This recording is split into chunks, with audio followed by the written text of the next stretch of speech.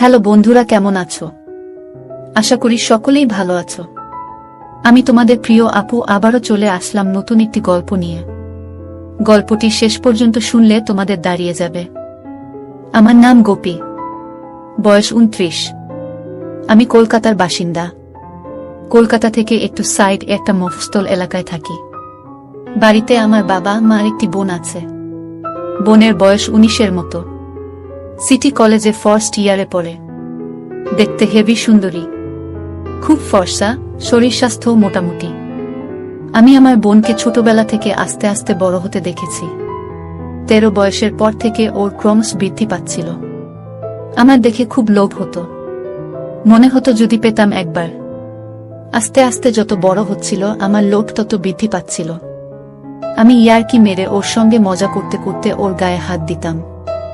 এটা প্রায় আজ থেকে মাস 6 আগে, কিন্তু সে কাহিনী তোমাদের পরে শোনাম। কিন্তু আজ যেটা বলবো সেটা হলো এইমাত্র কাল আর পরশু যা ঘটেছে। এটা আমার জীবনের একটা অনন্য অভিজ্ঞতা। রবিবার আমাদের গ্রামের বাড়িতে একটা বিয়ে বাড়ির নেমন্তন্ন ছিল। আমাদের সকলের সেখানে নিমন্ত্রণ ছিল, কিন্তু বোনের প্রথম বর্ষের এক্সামের তৈয়ারি নেওয়ার জন্য ও বলল যেতে পারবে না। আমিও বললাম আমার অফিসের কাজ আছে, তাই যেতে পারবো না। মা আর বাবাকে বললাম তোমরা দুজনে যাও, আমি আর সুমনা বাড়িতে আছি। ওরা রাজি হয়ে গেল। শনিবার বিকেল বেলায় বাবা আর মা চলে গেল। আমি আর সুমনা বাড়িতে রইলাম। বোনের সঙ্গে মস্তি করে করে সন্ধে বেলায় আমি বেরলাম আড্ডা মারতে। আমার 2 বন্ধু রাহুল আর পঙ্কজ ছিল সেদিন। রাহুল একটা কোম্পানিতে ইঞ্জিনিয়ার, পঙ্কজ ছোটখাটো ইলেকট্রিকের দোকানে কাজকর্ম করে। লেখাপড়াও বেশি দূর করেনি, কিন্তু আমাদের সঙ্গে পড়তো বলে বন্ধুত্ব আছে। আমরা একটা জায়গায় আড্ডা মারতে মারতে বিয়ার খাচ্ছিলাম। বসে বসে গল্প করতে করতে আমি বললাম, আচ্ছা আমার বোন সুমনাকে তোদের কেমন লাগে? ওরা তো অবাক হয়ে গেল। আমি একটা দাদা হয়ে নিজের বোনের সম্পর্কে এরকম বলছি শুনে ওরা প্রথমে বলল ভালো। আমি তারপর ওদের ভেতরের ভয় কাটানোর জন্য বললাম, ওকে কাছে পেলে তোরা কি করবি? তখন তো সবাই হতভম্ব। তারপর কিছুক্ষণ পরে পঙ্কজ বলল, আরে ভাই তুই রাগ করবি বলে বলতে পারিনি, কিন্তু আমার তো হেভি লাগে। ও যখন কলেজ যায় আমি দোকান থেকে ওকে দেখি, যা লাগে না ওকে দেখতে। কতবার তোদের বাড়িতে ইলেকট্রিকের কাজ করতে গিয়ে দেখেছি। একটা সুযোগ করে দে না ভাই, তোর যা লাগে দেব। রাহুল বলল, ভালোই হয় যদি কাছে পাই। আমি বললাম, বাড়িতে এ সময় কেউ নেই, সবাই মিলে একটা সুযোগ আছে, কিভাবে কি করা যায় বলতো? পঙ্কজ বলল, চল এখনই তোদের বাড়ি যাই। আমি বললাম, আশেপাশের ফ্ল্যাটের লোকেরা সন্দেহ করবে, তাছাড়া মা যদি জানতে পারে তাহলে খুব বকবে। এখানে হবে না, অন্য কোথাও। তখন রাহুল একটা মস্ত প্ল্যান দিল। বলল, চল সবাই মিলে দীঘা ঘুরে আসি, তোর বোনকেও নিয়ে যাই। ওখানে গিয়ে হোটেল ভাড়া নেব, তারপর সেখানে সবাই মিলে। আমি বললাম, কিন্তু ও কি আমাদের সঙ্গে যেতে রাজি হবে? পঙ্কজ বলল, রাজি কাতে হবে? তুই শুধু যেভাবে হোক তোর বোনকে রাজি করা। আমার দীঘায় অনেক পরিচিতি আছে, আমার চেনা হোটেলও আছে, আমি ফোনে রুম বুক করে নেব। আমি বললাম, ঠিক আছে দেখছি। রাহুল বলল, না দেখছি নয়, আমি সব খরচা করব, তুই শুধু রাজি করা। আমি বললাম, ঠিক আছে। তাই আমাদের ঠিক হলো আমরা 3 জন দীঘা যাব, আমার বোন সুমনাকে নিয়ে। দীঘা হলো ওয়েস্ট বেঙ্গলের সবচেয়ে বড় সি বিচ, খুব সুন্দর জায়গা। আমি ওখানে 3-4 বার গেছি। কলকাতা থেকে 4-5 ঘন্টার পথ, বাসে করে যেতে হয়, এছাড়া ট্রেনেও যাওয়া যায়। এবার কাহিনীতে আসি। আমি বাড়িতে এসে বোনকে বললাম, সুমনা বাবা মা তো নেই, চল না কোথাও থেকে ঘুরে আসি। আমার 2 বন্ধু আর 2 বান্ধবী যাবে, সবাই মিলে মজা করতে করতে যাব। ও বলল, দাদা আমার যে পরীক্ষা সামনে, পড়াশোনা করতে হবে। আমি বললাম, চল না একটা দিন তো, আমরা সবাই মিলে খুব মস্তি করব। আর তাছাড়া তুই তো জানিস আমার বন্ধুদের কে, সীমা আর আঞ্জু যাবে সঙ্গে, তোরা 3 জন মেয়েরা মস্তি করবি। এইভাবে অনেকক্ষণ ধরে বলে ওকে রাজি করলাম। বললাম, ব্যাগ প্যাক করে নে, বিচে স্নান করতে হবে, সেই অনুযায়ী হালকা কাপড় জামা নিবি, সকালে বেরবো। রাতে শুয়ে শুয়ে রাহুল আর পঙ্কজকে ফোন করে দিলাম। সকালে দুজনে বেরিয়ে পড়লাম। রাহুল আর পঙ্কজ পরের স্টপেজে উঠবে। আমরা বাসে উঠে পড়লাম। পরের স্টপেজ যথারীতি রাহুল আর পঙ্কজ উঠল। বোনের পাশে আমি বসেছিলাম। 2-3টা স্টপেজ পর যখন কোনো মেয়ে উঠল না, তখন বোন আমাকে বলল, কিরে দাদা, তুই যে বললি সীমা আর আঞ্জু আসবে, কই উঠল না তো? আমি বললাম, ওদের বাড়িতে কি প্রবলেম হয়েছে তাই আসতে পারেনি। বোন তো চিন্তায় পড়ে গেল, বলল, তাহলে কি হবে? আমি বললাম, চিন্তার কি আছে, এই তো আমরা 3 জন আছি, 4 জনে মস্তি করব। বোনকে খুব চিন্তিত দেখালো। রাহুল আর পঙ্কজ ওর সঙ্গে গল্প করতে লাগলো। বাস দীঘা পৌঁছালো 12টা নাগাদ। আমরা সবাই বাস থেকে নেমে হোটেলের দিকে রওনা দিলাম। পঙ্কজ আগে থেকে হোটেলে রুম ঠিক করে রেখেছিল। গিয়ে দেখলাম খুব কনজেস্টেড জায়গায় হোটেলটা। ছোট ছোট খুপড়ি খুপড়ি রুম, খুব একটা পরিষ্কার নয়। আমি বললাম, এইরকম জায়গায় কেন ঠিক করলি? কোনো ভালো জায়গায় ফ্যামিলি হোটেল পেলি না? পঙ্কজ কোনো উত্তর দিল না। বলল, যা ঠিক করেছি তাতেই চল, বেশি কথা বলিস না। পরে জেনেছিলাম এটা আসলে একটা কম দামি হোটেল। বাইরে থেকে যারা ওসব কাজের জন্য এখানে আসে তারা এখানে থাকে। এদের নিজস্ব সার্ভিসও আছে, কেউ কেউ সাথে নিয়েও আসে। যাই হোক, আমরা 2টো রুম বুক করলাম, একটা বোনের জন্য আর একটা আমাদের 3 জনের জন্য।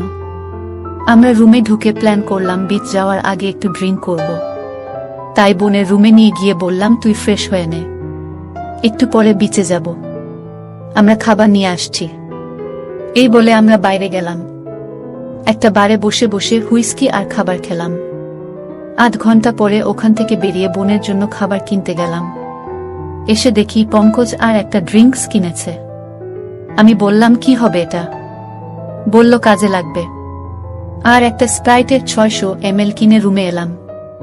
রুমে এসে পঙ্কজ স্প্রাইটের বোতলটা একটু খালি করে ওতে ড্রিঙ্কসটা ঢেলে দিল। তারপর বলল, চল এবার সুমনার রুমে। বলে সে খাবারটা আর স্প্রাইটটা নিয়ে সুমনার রুমে ঢুকলো। আমিও গেলাম। গিয়ে বললাম, তুই ফ্রেশ হয়েছিস? বোন বলল, হা দাদা। আমি বললাম, খেয়ে নে, তারপর বিচে যাব।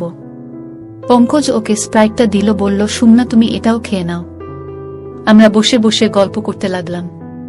খেয়ে দিয়ে স্প্রাইটটা খেতে লাগলো। বলল, দাদা স্প্রাইটটা এত কড়া কেন বলতো? পঙ্কজ বলল, হয়তো দ্বীপে ছিল তাই, কিংবা হবে হয়তো আগেকার জিনিস। তুমি খেয়ে নাও, কিছু হবে না বলাতে ও খেতে লাগলো। আমরা ওকে বললাম, তুই খেয়ে রেডি হ, আমরাও রেডি হচ্ছি, বিচে যাব। তারপর আমরা 10 মিনিট পর রেডি হয়ে সুমনাকে ডাকলাম। ও বেরিয়ে এলো, একটা রেড কালার জিন্স আর একটা গ্রিন কালার টপ পরে। পঙ্কজ ওকে বলল, সুমনা এই ড্রেস পরে বিচে যেও না, চলো আমি তোমাকে ড্রেস সিলেক্ট করে দিচ্ছি।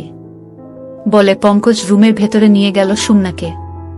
কিছুক্ষণ পর পঙ্কজ বেরিয়ে এলো। আমি বললাম, কিরে, কি ড্রেস দিলি ওকে?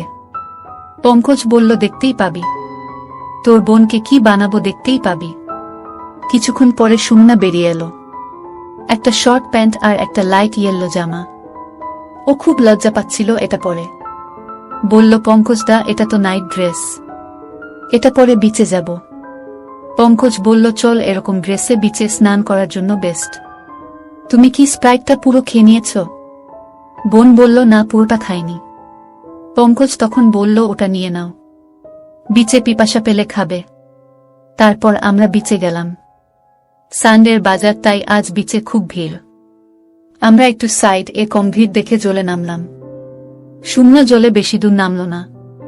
আমরা অনেক দূর এগিয়ে গেলাম। কিছুক্ষণ পরে খেয়াল এলো সুমনা সেখানে একা আছে। ভাবলাম দেখে আসি। সামনে গিয়ে দেখলাম কি হক লাগছে, আশেপাশের কিছু চ্যাংড়া ছেলে ওকে হা করে দেখছে। আর বোন সেটা সম্পূর্ণভাবে বুঝতে পেরে অস্বস্তি ফিল করছে। ঠিক এমন সময় একটা বড় ঢেউ এলো। সুমনা এটার জন্য প্রস্তুত ছিল না, আর ও ছিটকে পড়ে গেল। ঢেউ এসে ওর জামার নিচের অংশটা তুলে দিল। জামাটা একদম ওপরের দিকে উঠে গেল, আর ওর সমস্ত অংশ বেরিয়ে পড়ল। এটুকু আমাদের গরম করার পক্ষে যথেষ্ট ছিল। বোন সঙ্গে সঙ্গে উঠে নিজের জামা ঠিক করল।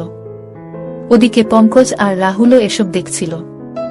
এইসব দেখে আমরা তো আর থাকতে পারলাম না। যেভাবে হোক আজ মজা নিতেই হবে। আমরা জলের উপরে উঠে এলাম। বোনকে ডাকলাম উঠে আসতে। পঙ্কজ ওর কোমরে বাঁধা গামছাটা সুমনাকে দিল। বলল, চলো আমরা উপরে উঠে বসি। আমরা সবাই মিলে ডাবের জল খেলাম।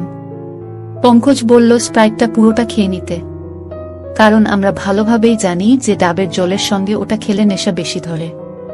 কিছুক্ষণ পরে আমরা একটু সাইডের দিকে যাওয়ার প্ল্যান করলাম বলে সমুদ্রের ধার ধরে হাঁটতে শুরু করলাম। কিছু দূর যাওয়ার পর একটা জায়গায় দেখলাম লোকজন তেমন একটা ছিল না। আরও একটু এগিয়ে গেলাম আমরা।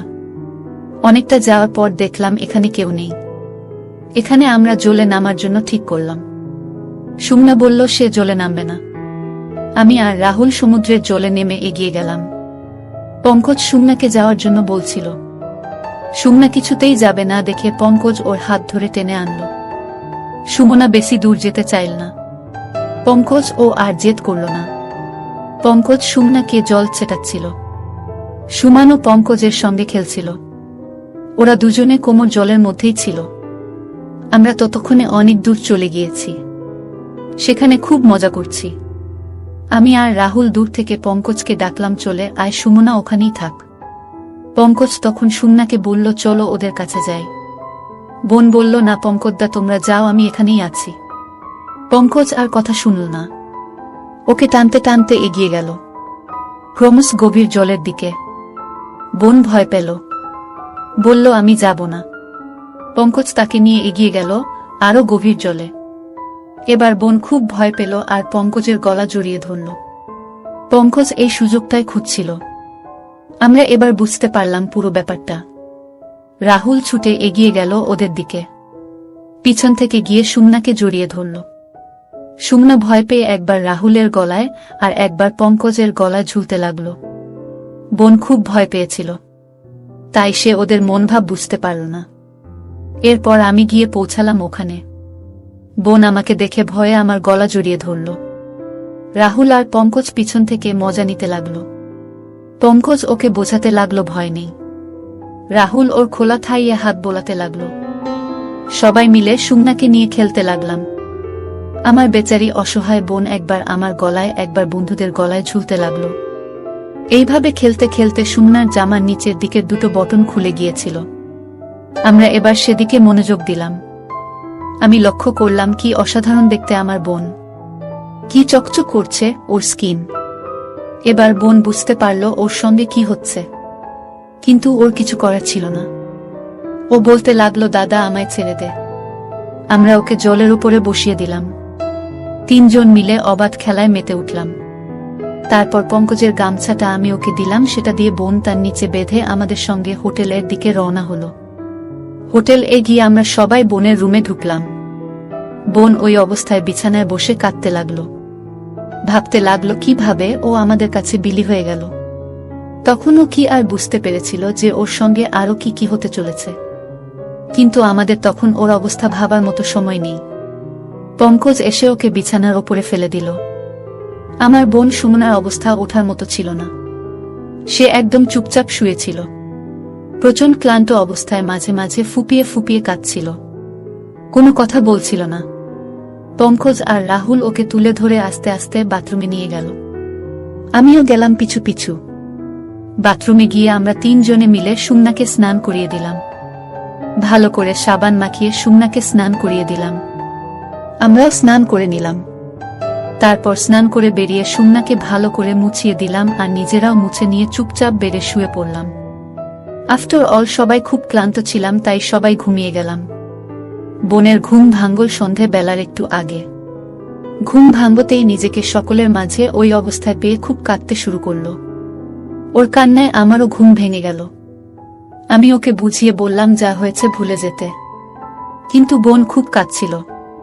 পঙ্কজ ও রাহুলের ঘুম ভেঙে গেল। ওরাও বোনকে বোঝাতে লাগলো যা হয়েছে সব ভুলে যেতে। পঙ্কজ বলল আমাকে খাবার আনতে, সবার খুব খিদে পেয়েছে। সুমানা ও কিছু খেয়ে নেবে। আমি উঠে ড্রেস পরে খাবার আনতে বেরিয়ে গেলাম।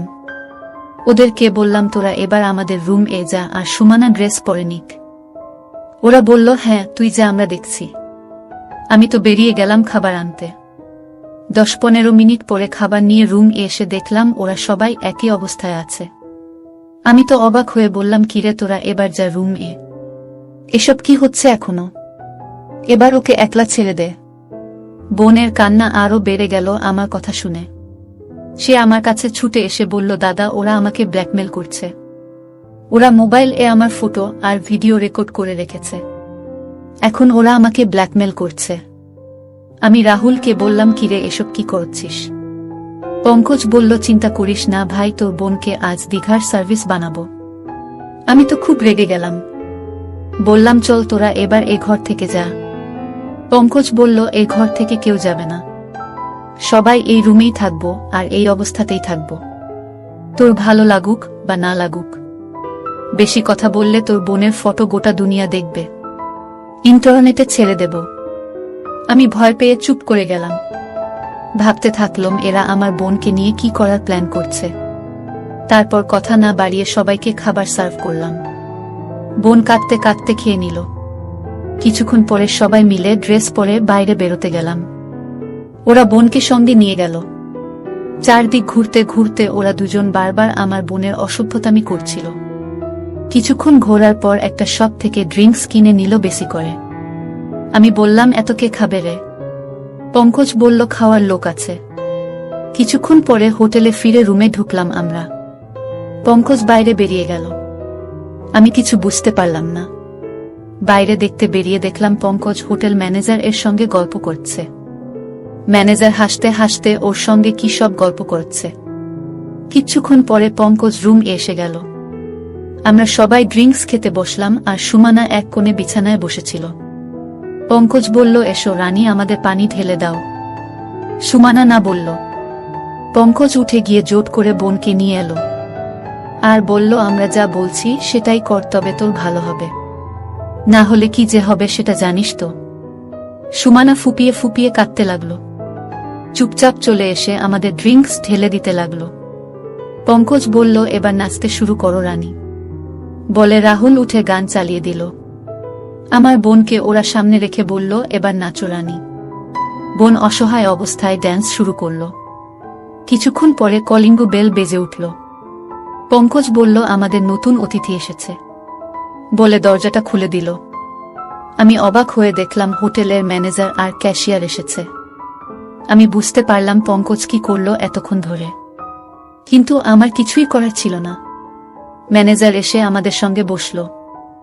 বোন তো লজ্জা পেয়ে বেড়ে বসে পড়ল। পঙ্কজ বলল, ড্যান্স করো, লজ্জা কিসের?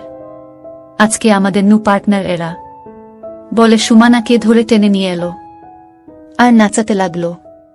আমার অসহায় বোন সুমানা কয়েকজন লোকের সামনে ড্যান্স করতে লাগলো। ম্যানেজার বলল, কি সুন্দর মেয়ে এনেছ, কোথা থেকে পেলে? এ তো দীঘার টপ হয়ে যাবে। আজকে একে আমরা টেস্ট করি, তারপর দেখছি। সুমানা ড্যান্স করতে করতে ড্রিঙ্কস ঢেলে দিতে লাগলো। ক্রমশ আসর জমে উঠল। ম্যানেজার মাঝে মাঝে উঠে আমার বোনের সঙ্গে ড্যান্স করতে করতে তার সাথে বেয়াদবি করতে লাগলো। কিছুক্ষণ পরে রাহুল উঠে সব খুলে দিল। ম্যানেজার আর ক্যাশিয়ারও খোলার লাইসেন্স পেয়ে গেল। সকালে আমি উঠে পড়লাম আর বোনকে বোঝালাম, যা হবার হয়েছে আর কাঁদিস না, একটু পরে তো এখন থেকে চলে যাব, তারপর আর কিছু হবে না, চুপ কর, এই বলে সান্ত্বনা দিতে লাগলাম। ওদের বললাম, তোরা এবার উঠে ড্রেস পর, একটু পরে তো বেরোতে হবে, 10টার মধ্যে তো রুম খালি করে দিতে হবে।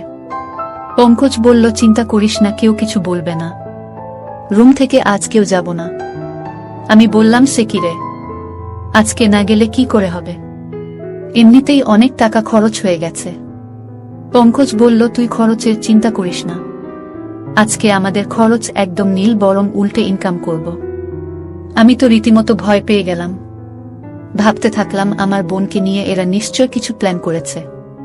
তবু পঙ্কজের ভয়ে চুপ করে রইলাম। কিন্তু আসল গল্প অন্য ছিল। আমার কল্পনাতেও আসেনি আমার বোনকে নিয়ে এরা কি করতে চলেছে। যাই হোক, তারপর সকালে সবাই উঠে যে যা ড্রেস পরে ব্রাশ করে চাটা খেলাম। তারপর বসে বসে কিছুক্ষণ কথা বললাম, জানতে চাইলাম ওরা কি করতে চায় সারাদিন। কিছুক্ষণ পরে সুমনাকে ওর রুমে রেখে দিয়ে পঙ্কজ আর রাহুল আমাদের রুমে এলো। আমি আমার বোনকে সান্ত্বনা দিতে লাগলাম। কিছুক্ষণ পরে আমিও এই রুমে এলাম। ওদের বললাম, হ্যাঁ রে, আজকে তোরা কি আবার সি বিচে সুমনাকে নিয়ে যাবি? ওরা বলল, আজ আর সি বিচ নয় রে পাগলা, শুধু দেখ তোর বোন আমাদের আজ কোথায় কোথায় নিয়ে যায়। কিছুক্ষণ পরে হোটেলে ফিরে এসে সুমনার রুমে খাবার পৌঁছে দিয়ে এলাম। পঙ্কজ এসে বলল, খেয়ে নাও, একটু পরে সিনেমা দেখতে যাব, 12টা থেকে শো শুরু হবে বলে পঙ্কজ চলে গেল। বোন খেয়ে দিয়ে চুপ করে বসেছিল। পঙ্কজ এসে বলল, কি হলো রানী, চলো সিনেমা দেখতে যাব। যে কদিন এখানে আছো আমরা যা বলি তাই করো, না হলে কি হবে সেটা ভালোভাবেই জানো। বোন তো অনিচ্ছা সত্ত্বেও রেডি হলো, সালবার কামিজ পরে ফেলল। পঙ্কজ এসে আবার বলল, এসব কি পরছো? এসব ড্রেস এখানে চলবে না বলে সে একটা শর্ট স্কার্ট আর একটা হালকা হলুদ রঙের টপ দিল আর বলল, এটা পরে নাও রানী। সুমনা অনিচ্ছা সত্ত্বেও ওগুলো পরে ফেলল। আমরা সবাই মিলে বেরিয়ে সিনেমা হলের দিকে এগিয়ে গেলাম। আমি যেতে যেতে পঙ্কজকে বললাম, হ্যাঁ রে, কোথায় সিনেমা দেখতে যাবি? কি সিনেমা চলছে কিছু বলো। পঙ্কজ বলল, যেখানে যাচ্ছি চুপচাপ চল। কিছুক্ষণ হাঁটার পরে পঙ্কজ একটা ছোট্ট সিনেমা হলের সামনে গিয়ে দাঁড়াল। সেখানে দেখি একটা ছোট্ট সিনেমা হলো, সেখানে বিগ্রেড মুভি চলছে। আমি তো বুঝতেই পারলাম আজকে আমার বোনের সাথে কি হতে চলেছে।